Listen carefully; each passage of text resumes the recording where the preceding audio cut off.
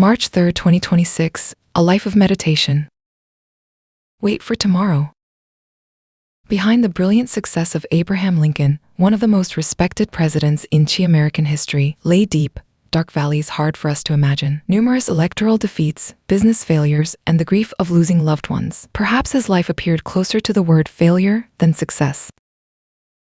Yet, Lincoln rose again every time he fell. The force that stood him back up was none other than God's promise contained within the Bible handed down by his mother.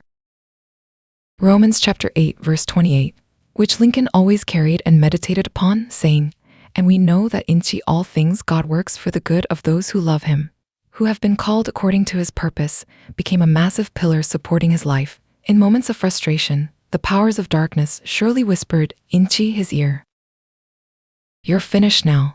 There is no more hope." But Lincoln closed his ears to that sound of despair and focused instead on God's finely audible voice. He held on to the word of encouragement. "This trial is not meant to break you, but is my training to enable you to handle greater things. Rise and challenge again." Ultimately, leaving the devil's whispers behind, he walked silently according to God's promise and finally became a man of God who united a divided America and changed the grand course of human history. Everyone, incomprehensible suffering and failure visit our lives at times as well, but remember, in God, nothing is meant to be thrown away. Even our tears and sighs are used by God as ingredients for achieving good. Therefore, rather than being shaken by current circumstances, we must purify ourselves and wait with faith for the victorious tomorrow God has prepared. Suffering is temporary, but the glory God gives is eternal. Meditation and application. The first meditation is, what is the spiritual weather of my life now, and what word do I need? Are you standing right into the middle of a biting storm, or are you exhausted and thirsty under scorching heat? Is it cloudy weather where you hear discouraging whispers that it's over, like Lincoln did? Candidly look back at the state of your soul.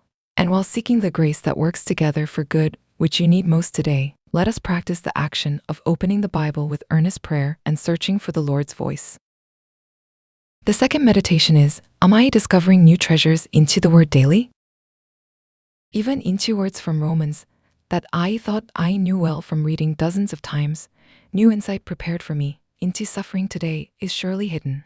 Are you staying only into familiar graces of the past?